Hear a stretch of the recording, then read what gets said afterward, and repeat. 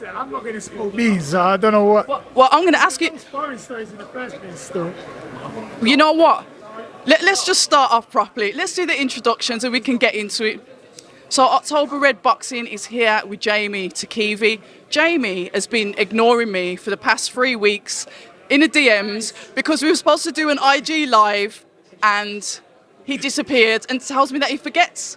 Listen, I reminded you last week and I asked you again about this week. You aired me twice, so it's you that's airing me. It's actually you airing me, you know. I told you, I informed you that I was ready for the interview, but... You know what? Let me just get out my phone. Let's get out the phone. Oh no, you're lucky. There's no damn reception in here. Oh, yeah. I got no reception. But Jeamie, a pleasure to have you back. How have you been? I've been good, man. Just grafting away, happy in the gym. You know, all good.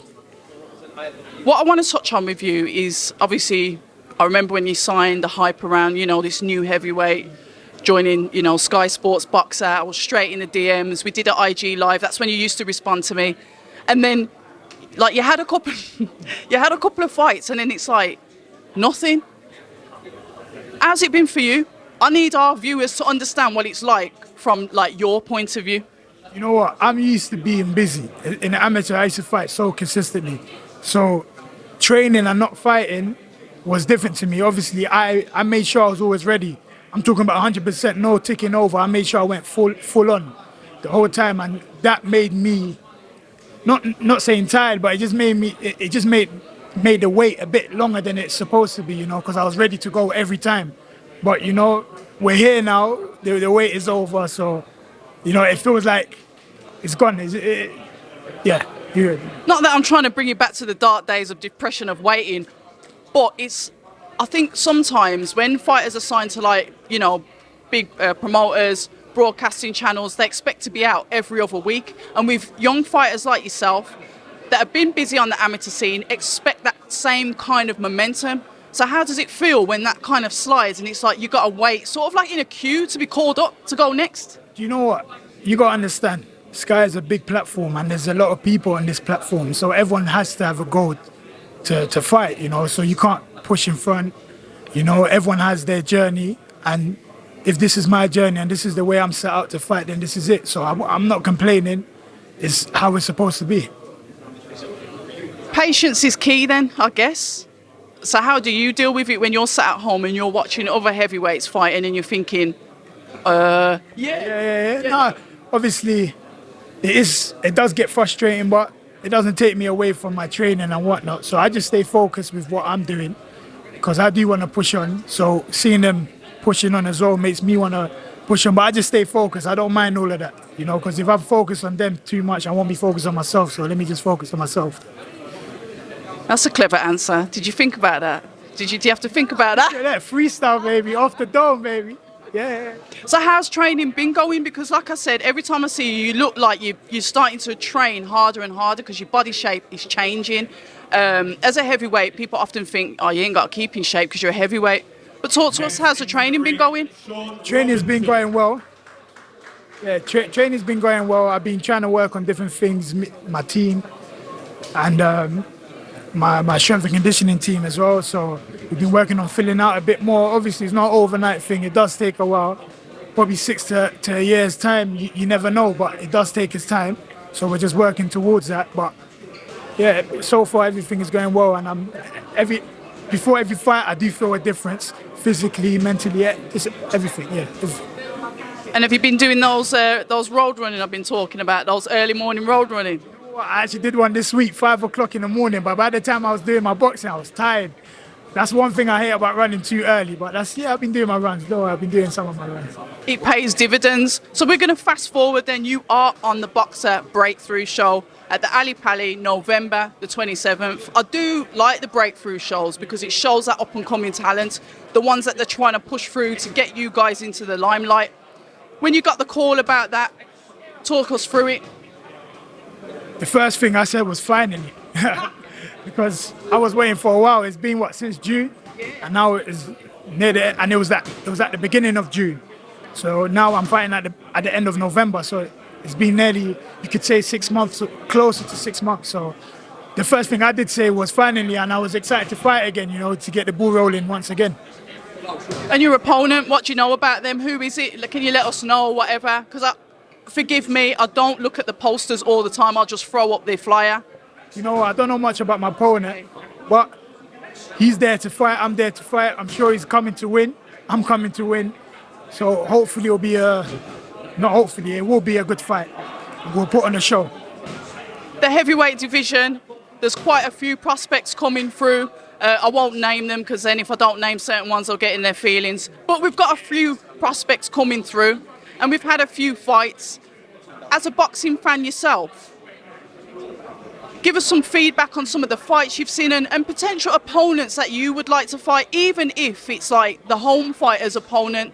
Say, for example, we've had Kamil Sokolowski, we've had, is it Bracamonte? I can't remember his first name. We've had a couple. So your thoughts on that?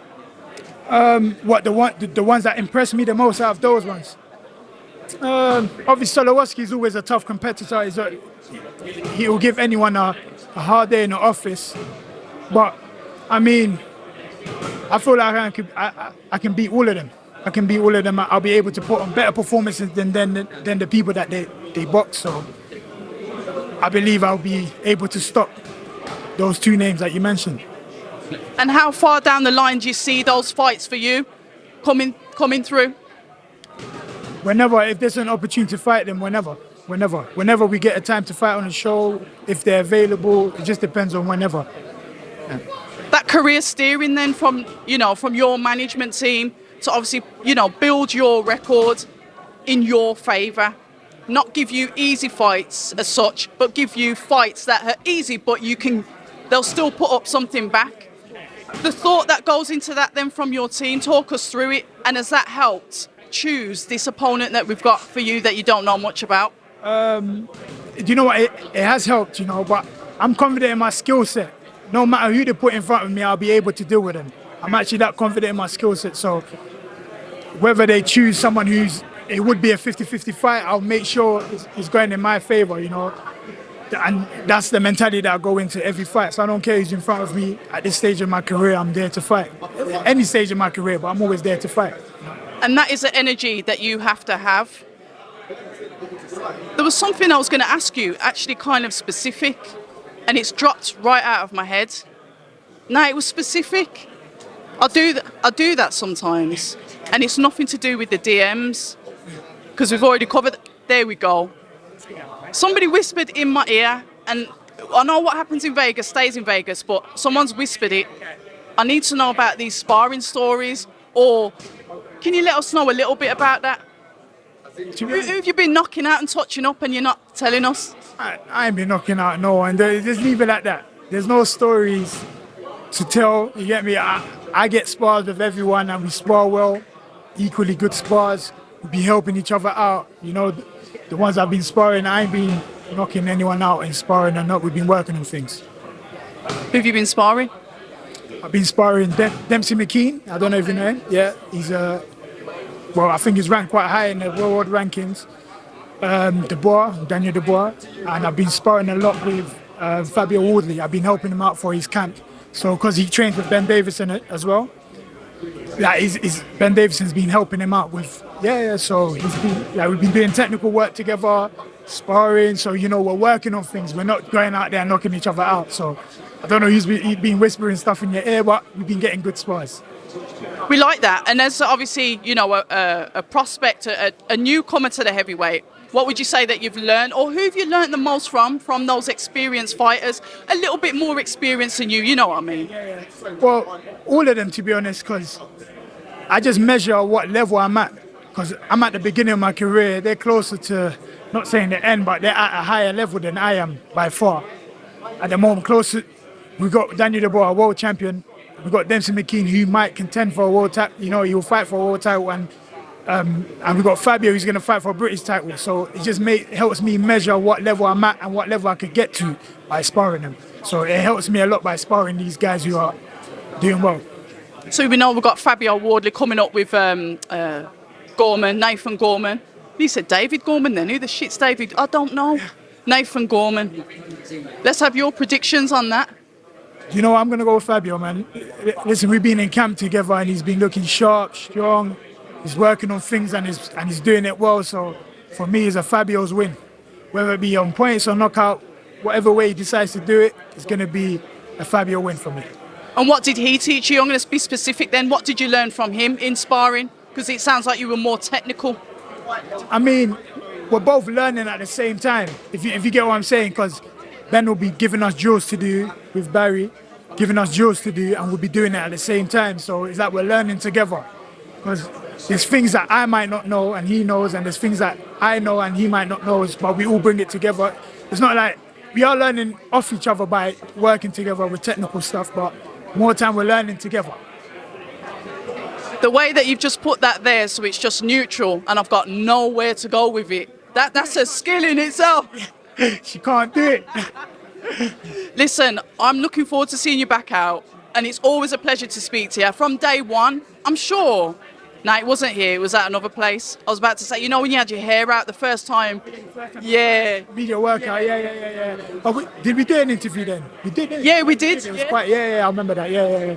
So it's good to see the journey, and I wish you all the best. Obviously, I'll be there ringside cheering you on. So, Jeamie TKV, October Red Boxing. Till the next time. Yes, until the next time. Thank you. Hi, and thank you for watching October Red Boxing. Like, subscribe, and tap the bell for notifications. You can also find us on Instagram at October Red Boxing and on Twitter, October Red UK. And remember, at October Red, we stay ready.